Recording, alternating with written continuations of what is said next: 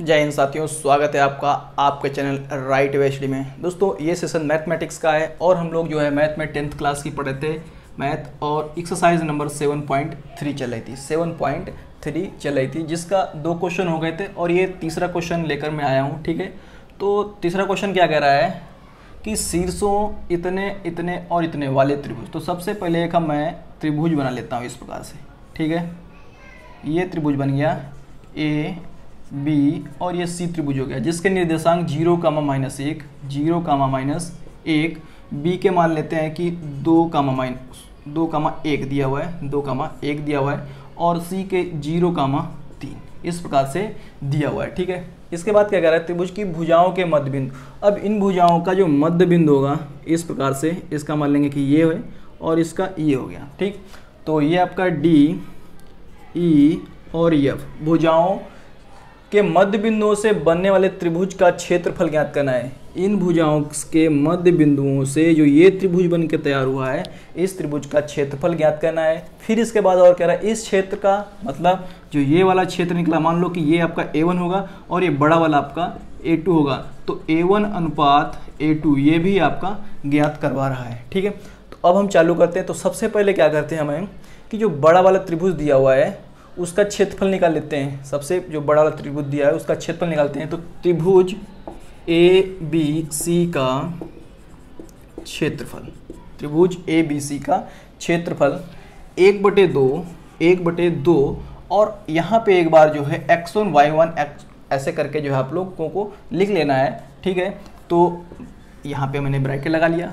तो x1 बराबर आपका क्या दिया हुआ है, 0 दिया हुआ है, y1 आपका दिया है -1, x2 बराबर आपका दिया हुआ है 2 और y2 बराबर आपका दिया 1, x3 बराबर 0 और y3 बराबर 3 दिया हुआ है। ठीक है, देखिएगा सबसे पहले यहाँ पे एक चीज़ देखने लायक है कि x1 बराबर 0 दिया हुआ है और x3 बराबर भी 0 दिया हुआ है। इसका मतलब ये हुआ जो भी हमारा ये फार्मूला बनता है उसमें जो x1 और x3 वाला पद है वो तो हमारा 0 हो जाएगा, वो तो हमारा 0 हो जाएगा। एक बार मैं लिख के बताता हूँ कैसे। तो x1 0 हो गया। अब y2 -y3, तो 1 - 3 प्लस अब x2 ब्रैकेट आपका क्या रहेगा, y3 माइनस y1, माइनस का y1 तो माइनस का यहाँ पे पहले से रखा है तो प्लस का हो जाएगा आपका, प्लस x3। अब यहाँ से y1 माइनस y2 तो माइनस का 1 और माइनस का 1। ठीक, अब देखिएगा ये वाला पद और ये वाला पद तो हो गया 0। ये दोनों पद कैसे हो जाएंगे, 0 हो जाएंगे, चूंकि साथ में 0 लगा हुआ है। तो 1/2 गुणे 2 और ये वाला 2, ठीक है, ये लिख लिया, और 3 और 1 4, इससे ये कैंसिल हो गया आपका। तो यहाँ से आपका 4 वर्ग इकाई आपका निकल के आया किसका क्षेत्रफल, बड़े वाले त्रिभुज का क्षेत्रफल। ठीक, यहाँ से इसको छोड़ देते हैं। अब क्या करना है, अब हमको जो है DEF के मध्य बिंदु ज्ञात करना है।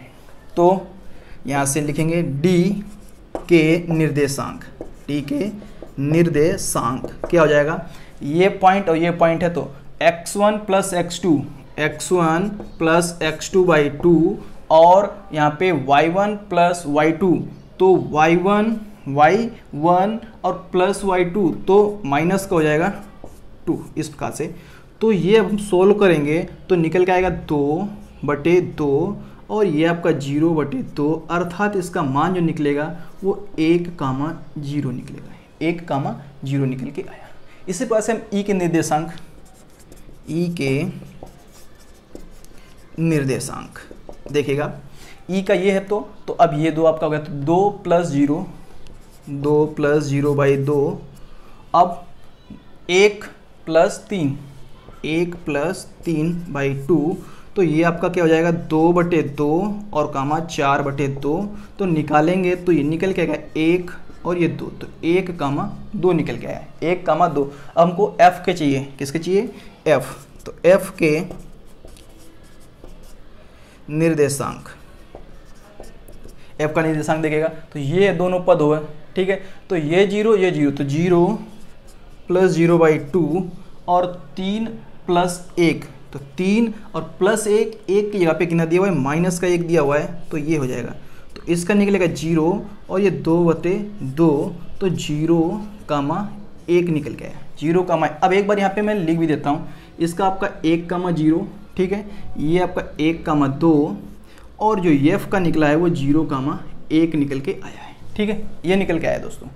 आशा करता हूँ क्वेश्चन आप लोगों को समझ में आ रहा होगा। ये क्वेश्चन बड़ा है इसीलिए इसको सिंगल वीडियो में मैंने इसको शूट किया है, ठीक है। तो यहाँ पे अब इसका मैं त्रिभुज जो आपका DEF है इसका क्षेत्रफल निकालने जा रहा हूँ। त्रिभुज DEF का क्षेत्रफल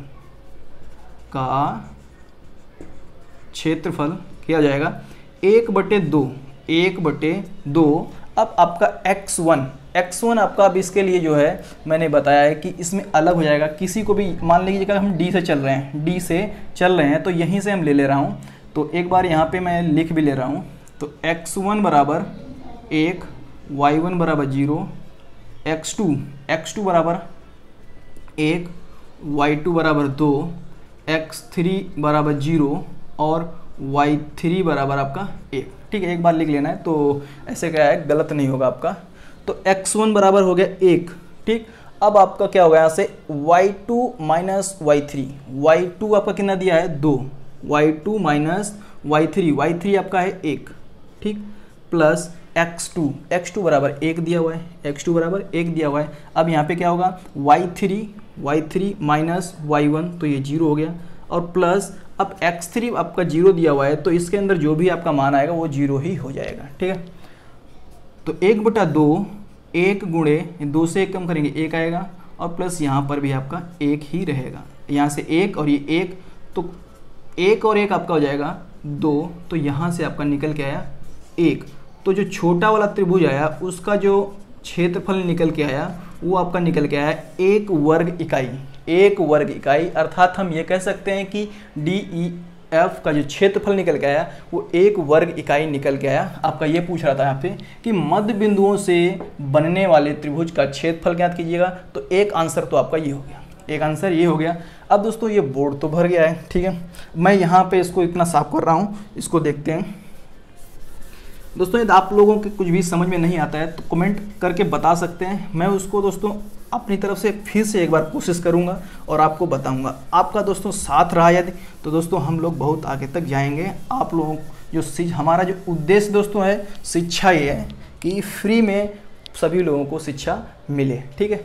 तो अब करना क्या है कि इस क्षेत्र का मतलब जो छोटा वाला क्षेत्र है, इस क्षेत्र का दिए गए क्षेत्र जो आपका बड़ा क्षेत्र था या क्षेत्रफल कह लेंगे, ठीक है, के साथ अनुपात ज्ञात करना है। मैंने पहले ही बताया था ये, तो लिखोगे इस क्षेत्र का दिए गए क्षेत्र के साथ अनुपात। तो अब जो ये वाला क्षेत्र कितना आया, या फिर हमने पहले जो लिखा था A1/A2, तो ये हमारा 1 निकल गया, और जो हमारा बड़ा वाला था वो हमारा कितना निकल गया है 4। कितना निकला, ये 4 ही निकला ना, तो 4।